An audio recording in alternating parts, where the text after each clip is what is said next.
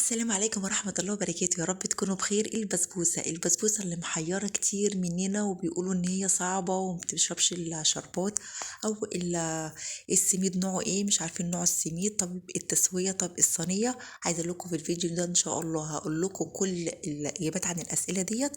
معلقة واحدة بس يا جماعة هتحطوها موجودة عندك في البيت، تخلي البسبوسة معاكي مرملة وطرية وفي نفس الوقت متماسكة ومش مفرولة.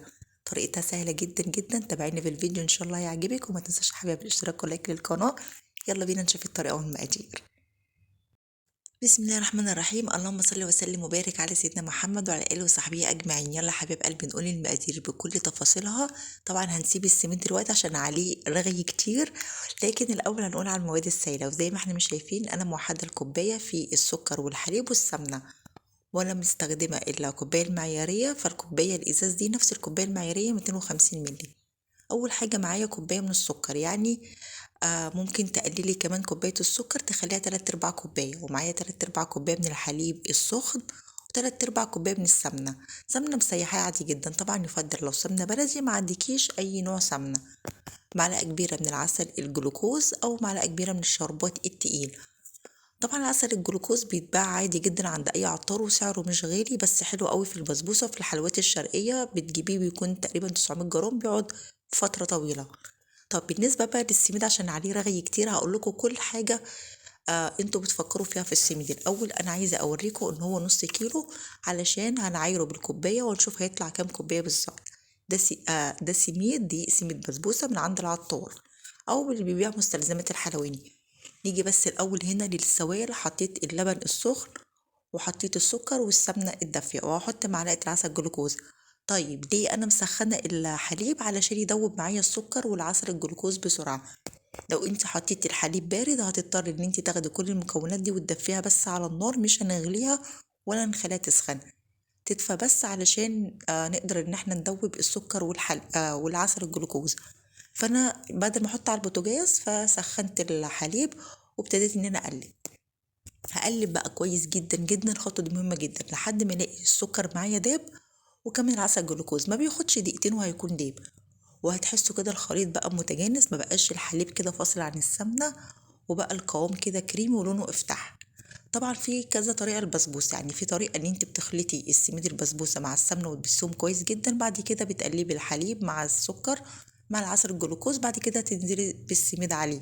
دي طريقه ودي طريقه، بس انا بحس ان ديت اسهل، لكن الاتنين صح. بصوا ابتدى اهوت، انا مفصلتش الكاميرا عشان اوريكم ان هو ما بياخدش اي وقت. وبصوا بقى الخليط متجانس. هركنه بقى على جنب ونيجي للسميد اللي عليه كلام كتير. اول حاجه انا هعاير قدامكم السميد عشان نعرف هو كام كوبايه. في ناس بتقول 3 كوبايات وربع، ناس بتقول 3 كوبايات الا ربع. لا، هو بالظبط بيكون 3 كوبايات من الكوبايه المعياريه. هنعايرها ازاي؟ انا بعاير كده، ما بيكونش الكوبايه مليانه هرميه ولا تكون ناقصه، تكون في سوى الكوبايه. ده بقى السميد نتكلم عنه. السميد ده من عند العطار او من عند اللي بيبيع خامات الحلويات. دي اول حاجة. تاني حاجة، ما بيكونش ناعم قوي وما بيكونش خشن قوي، بيكون وسط. يعني السميد يعني مش ناعم قوي، ماشي. بصوا لما تمسكوه كده بايديكوا وتسيبوه لازم ما يكونش فيه دقيق على ايديكي. لو لقيتي فيه دقيق على ايديكي اوعي تستخدميه. ده كده بالنسبة للسميد. طيب ايه تاني؟ السميد ده معلوش اي اضافات، مش الاكياس الجاهزة نجيبها، لا، الاكياس الجاهزة لها طريقة ودي طريقة تانية، وهسيب لكم لينك بسبوسة الاكياس الجاهزة كنت عاملاها وحلوة وتحفة. طيب المعلقة بقى اللي بتخلي معانا البسبوسة ناعمة وطرية ومرمرة ومتماسكة، متبقاش مفرولة. في ناس بتقول ان البسبوسة معاها بتطلع مفرولة، حط لها معلقة الدقيق. الدقيق بيعمل على تماسك البسبوسة وبيخليها مرملة وتحفة. معلقة صغيرة ممسوحة، قلبتها كده مع السميد. بعد كده ابتديت ان انا نزلت على المواد السائلة. طب ممكن تحطي اقل من ربع معلقة على طرف المعلقة كده بيكنج باودر، انا ما حطيتهاش، لكن انا هوريكي في اخر الفيديو لو عايزه تحطيها تحطي قد ايه. بتطلع حلوه جدا يا جماعه، ولا بتطلع كيكه ولا بتطلع اي حاجه. انا عملت بسبوسه كتير معاكم وحطيت فيها بيكنج باودر وما بتطلعش فيها كيكه ولا اي حاجه. بصوا اهم حاجه بقى ان الخليط بتاع البسبوسه واحنا بنقلبه ما نعجنش علشان ما يعملناش عرق وتبوظ البسبوسه. مجرد ان احنا نخلطه مع بعض كده خلاص هوقف تقليب. حضرت بقى الصينيه دي مهمه جدا جدا، هي برضو بتخلي البسبوسه تنجح او تفشل معاكي.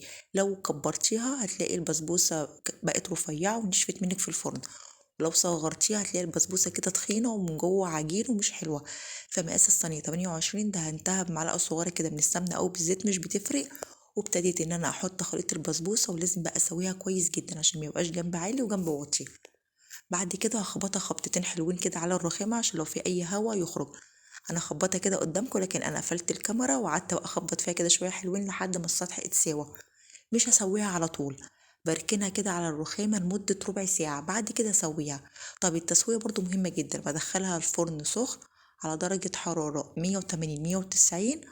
بسيبها تقريبا 30 35 40، دي على حسب الفرن عندك. اول ما هتلاقي ان الجوانب احمرت والوش خد لون دهبي خفيف، بطفي وبشغل الشواية.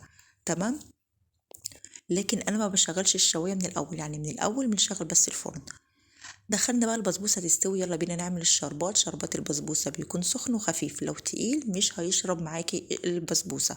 حطيت كوباية ونص من السكر، كوبايتين من المية، والكوباية اللي عيرتي بقى السكر عيرتي بقى المية. مش هقلبه ولا هاجي جنبه خالص، ارفعه على النار واول ما يغلي بخليه على نار اهدى كده من الوسط، وبسيبه 4 دقايق بالظبط كده. خلاص بقى جاهز معايا، بطفيه وبحط كيس من الفانيليا ومعلقة صغيرة أو معلقة كبيرة من السمنة، بتدي طعم حلو أوي ولمعة للشربات. شربات البسبوسة ما بياخدش ليمون علشان البسبوسة ما تكونش معاكي مززة. دي كده البسبوسة بعد ما استوت خدت معايا 35 دقيقة. عايزة اقولكوا بس لو الفرن عندك 180 درجة هادية يبقى خليها على 190 أو 200، طبعا هتاخد وقت أقل فانتي تابعيها، كل واحد على حسب الفرن. وضغطت عليها من قبل ما اسقيها بالشربات عشان اوريكم ان قد ايه ان هي طالعة طرية.